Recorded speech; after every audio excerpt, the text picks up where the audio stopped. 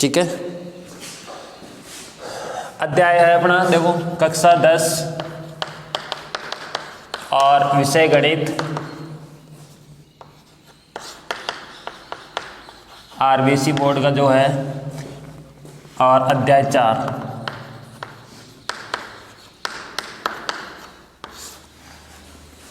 दो चरों वाले रैखिक समीकरण और असमीकाय तो क्योंकि 2020 में आएगी नहीं, आपके सिलेबस में हटा दी गई है, तो सिर्फ दो चरों वाले रैखिक समीकरण पढ़ेंगे। दो चरों वाले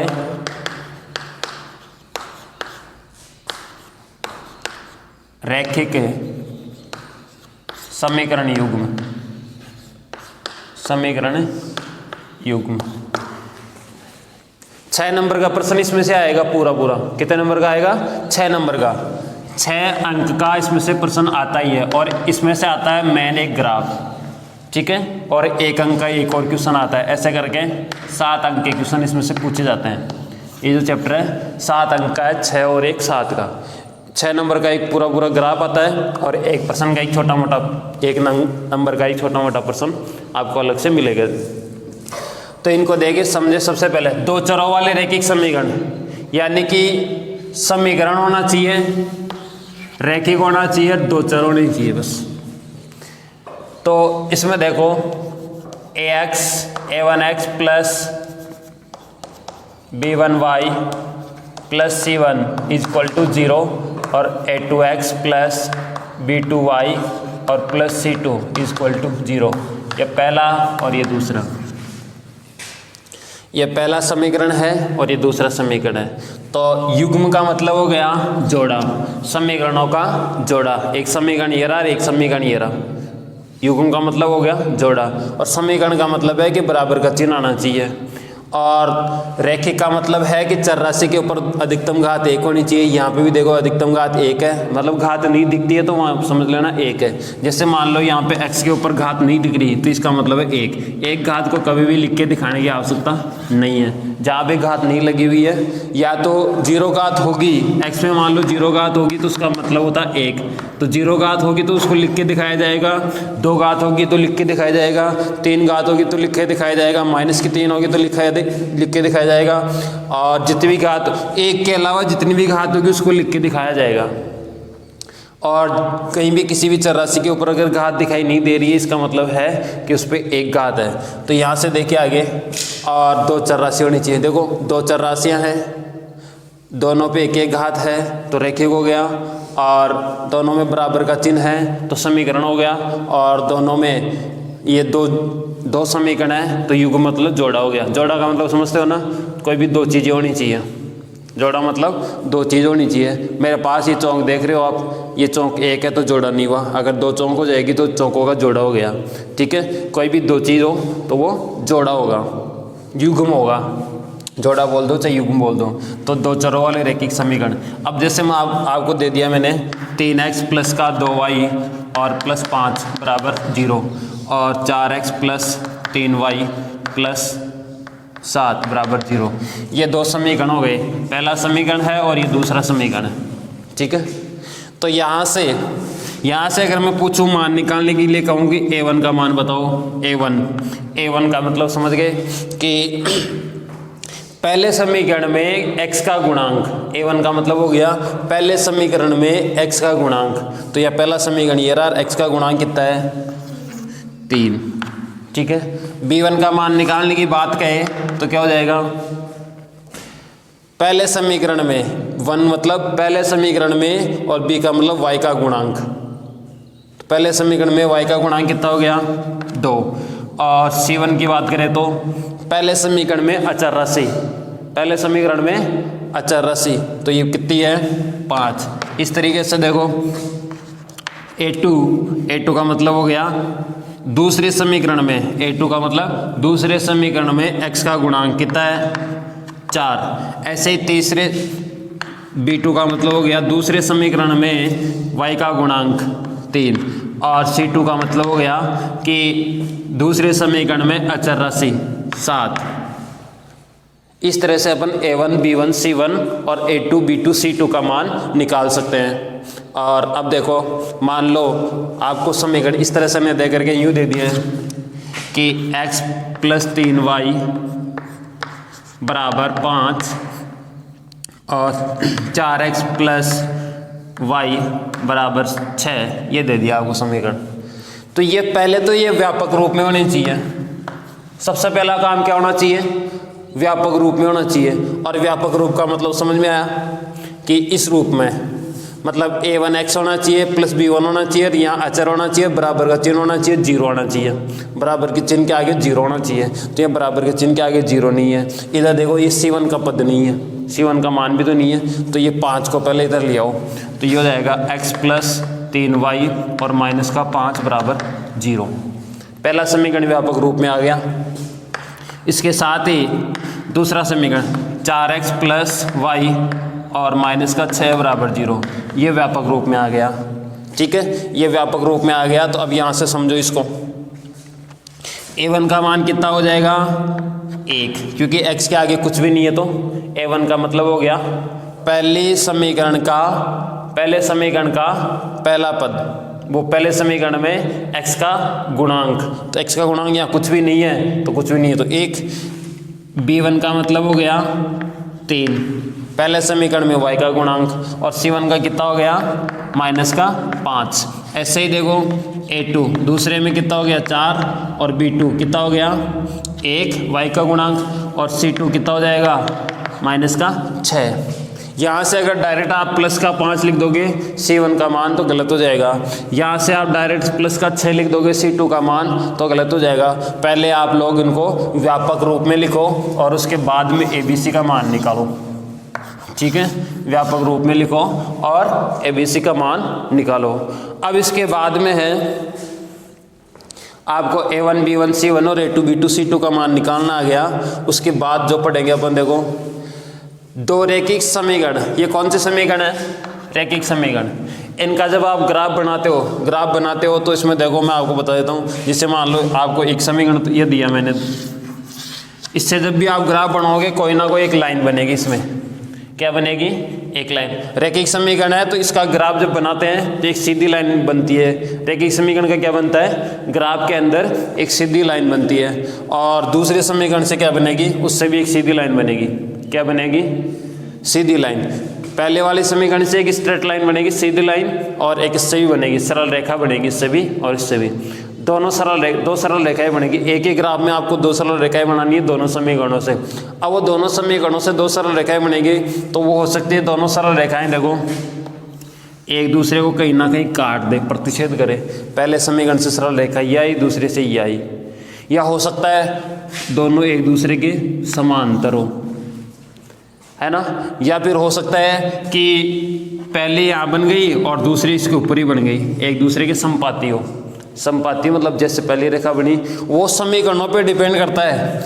इन 3 कंडीशन के अलावा चौथी कंडीशन नहीं है। या तो दोनों एक दूसरे को कहीं काटेगी भाई, इन दोनों समीकरणों से 2 रेखाएं बनेगी। वो दोनों रेखाएं या तो एक दूसरे को प्रतिच्छेद करेगी, या फिर दोनों रेखाएं जो है वो एक दूसरे के समांतर बनेगी, या फिर दोनों रेखाएं जो है एक दूसरे के ऊपर बनेगी।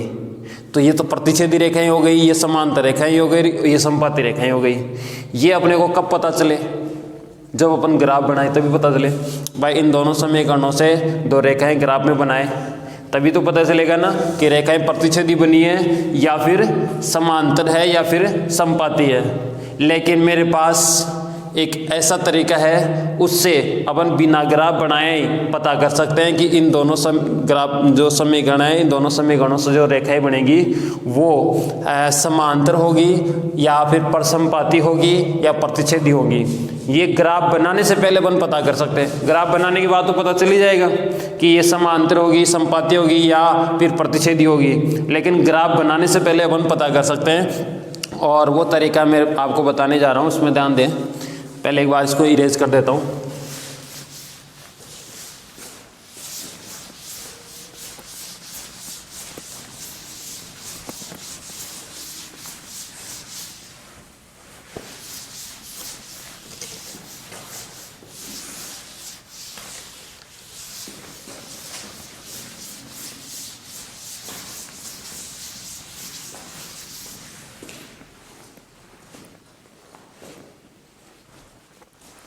देखो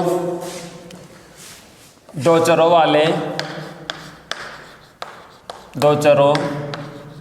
वाले रैखिक समीकरण का रैखिक समीकरण युग्म का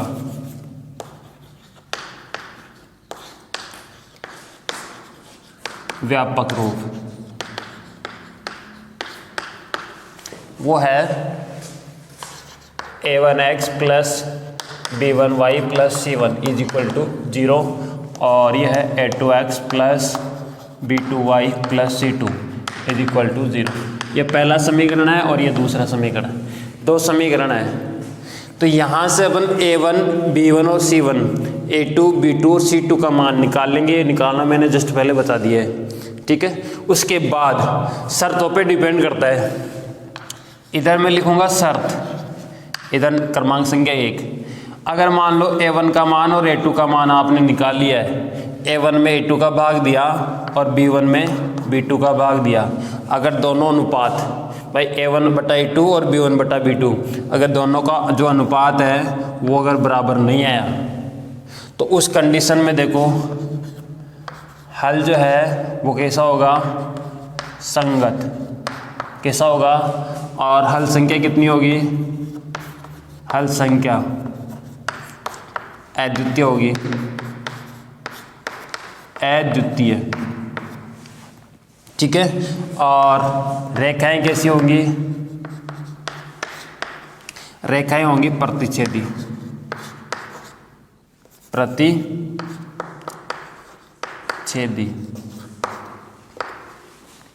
प्रतिच्छेदी रेखाएं होंगी। कैसी होंगी, प्रतिच्छेदी रेखाएं।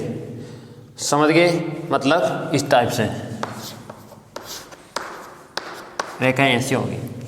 दोबारा समझा रहा हूँ, a1 में a2 का भाग देने पर जो अनुपात आएगा या जो मान आएगा वो, और b1 में b2 का, यानी a1 बटा a2 और b1 बटा b2 का जो मान है वो बराबर नहीं आए, तब c1 बटा c2 पे ध्यान नहीं देना, बस सिर्फ ये दोनों को देख लो। अगर ये बराबर नहीं आए तो इसका मतलब होगा कि दोनों समीकरणों से अपन x और y का मान निकाल सकते हैं। और मान कैसे होंगे, अद्वितीय। अद्वितीय का मतलब होता है कि x का भी एक ही मान होगा, y का भी एक ही होगा, या भाई x का और y का, ठीक है। इसका जो होगा वो x का मान यहाँ होगा, यहाँ y का जो होगा वही का वही यहाँ होगा। तो x और y दोनों के एक एक मान आ जाएंगे, ठीक है। और रेखाएं कैसी होंगी, प्रतिच्छेदी होंगी। कैसी होंगी, प्रतिच्छेदी। अद्वितीय मान कैसे आएगा, क्योंकि दोनों रेखाएं एक ही बिंदु पे कट रही है सिर्फ, तो यहाँ x और y का एक ही मान आएगा। इसी प्रकार से दूसरी शर्त यह है कि a1 में अगर a2 का भाग दे दे और b1 में b2 का भाग दे दे और दोनों अनुपात तो बराबर आ जाए, लेकिन c1 में c2 का भाग देने पर जो अनुपात मान आएगा वो बराबर नहीं आए। इन दोनों का तो बराबर आ जाए लेकिन इसका बराबर नहीं आए, तो उस कंडीशन में देखो असंगत हल होगा। असंगत हल का मतलब यह है कि आप x और y का मान किसी भी कंडीशन में नहीं निकाल सकते, x और y का मान नहीं निकाल सकते, होगा ही नहीं। तो अब देखो, और हल संख्या मतलब हल कितने होंगे, हल नहीं होंगे, कोई हल नहीं होगा, कोई हल नहीं होगा, कोई भी हल नहीं होगा। क्यों नहीं होगा, क्योंकि रेखाएं समांतर होगी। कैसी होगी, रेखाएं समांतर होगी। समांतर का मतलब हो गया ये, दोनों रेखाएं एक भी बिंदु पे प्रतिच्छेद नहीं कर रही है ना, दोनों रेखाएं एक भी बिंदु पे प्रतिच्छेद नहीं कर रही है ना, किसी भी बिंदु पे प्रतिच्छेद नहीं कर रही है, इसका मतलब इसमें हल नहीं होगा।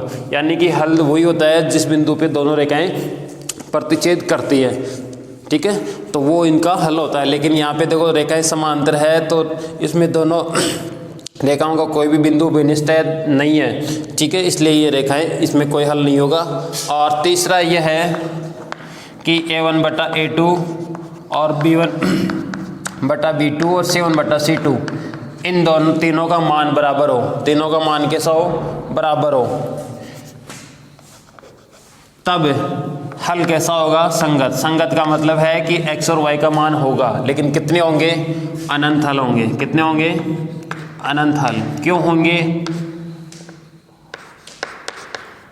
अनंत हल होंगे।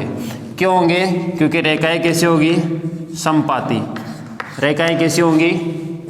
समपाती। समपाती का मतलब ये हो गया पहली रेखा के अनंत बिंदु और दूसरी रेखा के अनंत बिंदुओं को प्रतिच्छेद कर रहे हैं, क्योंकि पहली रेखा इसके यहाँ पे है तो दूसरी रेखा भी इसके ऊपर ही बनेगी। ऐसा आप ग्राफ बनाओगे ना, जब आपको पता चलेगा ये तीनों टाइप के जब ग्राफ बनाओगे ना, तो देखो जब पहली रेखा के अनंत बिंदु दूसरी रेखा के अनंत बिंदुओं को प्रतिच्छेद कर रहे हैं तो इसके आंसर भी कितने होंगे? अनंत ही होंगे। तो इस प्रकार से 3 शर्तें हैं जो आपको याद होनी चाहिए और अच्छे से होनी चाहिए।